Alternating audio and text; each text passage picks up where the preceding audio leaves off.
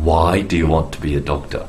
Well, with the interviews, with the videos I've done for you, teaching about interview technique and the do's and don'ts of the interview, someone has asked me to provide a video on this one question: why do you want to be a doctor? Which you'll be asked in terms of the interview. After all, if you're going to be an engineer, or you're a lawyer, or an accountant, or a tradesman of some kind, it's not unusual for people to say, why do you want to be engineer? Why do you want to be a doctor? Okay, now there's a short answer and there's a long answer. But first of all, I'm going to give you the long answer to keep you watching, because I know you all want the short answer. Okay, the long answer. Why do you want to be a doctor? Well, in these videos, what I like to stress to you is these are hackneyed type questions asked over and over of many candidates, and you just got to accept that. Now, you can't really give an original or a really novel answer. Be careful about doing that, because it may actually sound completely stupid and actually inappropriate. So when they ask you, why do you want to be a doctor? Well, they realise it's a hackneyed questions, they've heard all the answers, but they still ask it, and you're still expected to answer, and you're supposed to have an answer. Okay, what I stress is you've got to project sincerity and commitment, but particularly sincerity. So in your answer, you've got to be sincere, truthful. So how do we go about this? Well, before we get to that, why do you want to be a doctor? Well, it's a great job. It's using science to help people in a meaningful way in terms of when they have a problem with their body or with their mind. It's not spiritual help. Don't get into that one.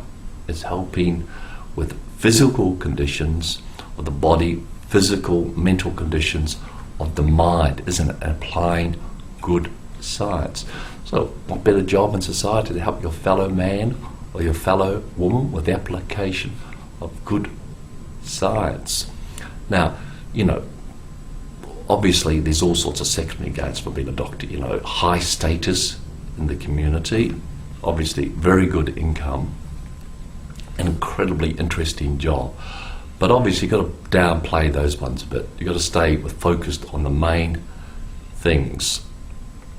Now, in order to project, you really want to, you can also bring up another thing, is you can bring up about, well, you've seen a relative, well, be careful about saying your father, or someone you know well, your own family doctor, and you've seen what great work they do, and you've been really influenced by this. Now, getting along this track is you've got to go and do some real work. As I keep telling you, I know you can't go and work for MSF, Medical Sans Frontières.